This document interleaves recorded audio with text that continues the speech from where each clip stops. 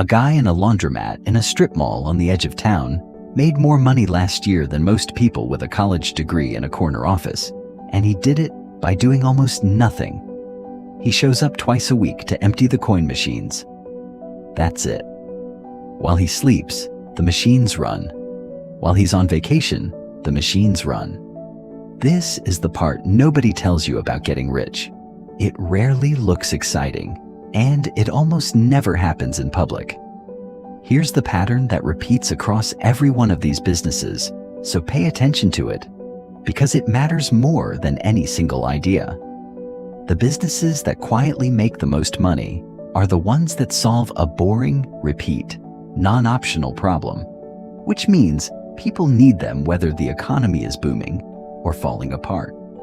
That is exactly why boring beats exciting when it comes to actual cash flow. Take vending machines. A machine costs a few $1,000s, sits in a break room or a gym, and sells the same snack for years without needing a single ounce of creativity. The margin on a bag of chips is enormous, sometimes 3 or 4 times what the owner paid for it.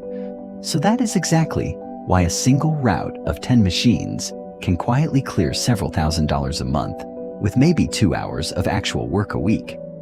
Then there's self-storage. People are terrible at letting go of stuff, which means once someone rents a storage unit, they almost never leave.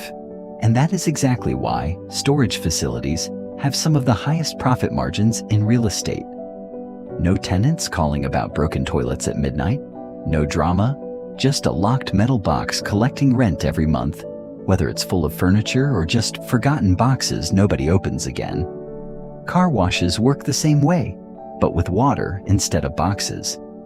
The unattended automatic kind, the ones where you drive in, pay, and drive through, run almost entirely on autopilot. So the owner isn't standing there scrubbing tires. They're checking a dashboard from their phone, while the machine handles thousands of cars a month. Which is exactly why private equity firms have quietly been buying up car washes for the last several years. ATMs are maybe the most invisible one on this list. Someone buys a machine, places it inside a bar, a smoke shop, or a small store, and every single withdrawal generates a small fee that splits between the machine owner and the location. It sounds tiny until you realize the machine works 24 hours a day, 7 days a week, and never calls in sick. Laundromats, like the one from the opening, run on the same boring logic. People will always need clean clothes, which means demand never disappears. It just shows up on a schedule. But here's the thing that makes laundromats special. Most of the equipment lasts for over a decade, so once the machines are paid off, almost the entire revenue becomes pure profit, which is exactly why so many laundromat owners quietly retire early, while everyone assumes they're just running a small local shop. Dumpster rental is uglier, but even more brutal in its simplicity. Construction sites, home renovations, and cleanouts always need somewhere to throw debris, and that demand does not care about trends or seasons. A company buys a handful of dumpsters once and then rents the exact same steel box over and over for years, which means the only real cost after the initial purchase is fuel and a truck to move them. Then there's the category that sounds the most boring of all, but might be the most powerful: property management for other landlords. This isn't owning property, it's managing it for people who own property but don't want to deal with tenants, repairs, or late-night phone calls.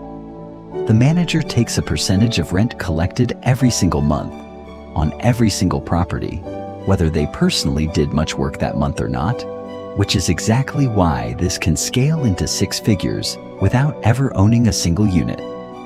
And finally, vending adjacent but different: ice vending machines. In hot climates, gas stations and grocery store parking lots often have a machine that dispenses bagged ice for a few dollars. The ice costs almost nothing to produce. The machine runs unattended, and demand spikes hard in summer heat, which is exactly why a handful of these machines in the right location can outproduce businesses that look far more impressive on paper. Notice what all 8 of these have in common, because this is the real lesson, not the businesses themselves. None of them require charisma. None of them require a personal brand, a following, or constant content. None of them depend on the owner being present, being talented, or being liked. They depend on solving a problem that repeats itself automatically, whether or not anyone is paying attention. That is exactly why boring businesses tend to outperform exciting ones over the long run. Excitement requires attention, and attention is expensive, unpredictable, and exhausting to maintain. A vending machine doesn't need a viral video. A storage unit doesn't need followers. It just needs to keep existing in a place where people already have the problem it solves. But here's the part that gets skipped in every video that glamorizes this stuff. None of these are actually passive at the start.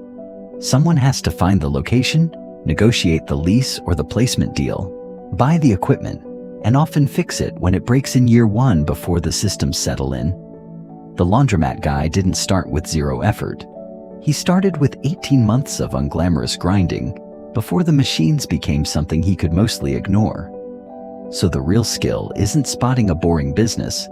It's tolerating boredom long enough for the boring thing to start paying you back. Which is exactly why almost nobody actually does this, even after watching a video like this one. Because the businesses aren't hard to find. Storage facilities are on every highway. Vending machines are in every office building. The barrier was never the idea.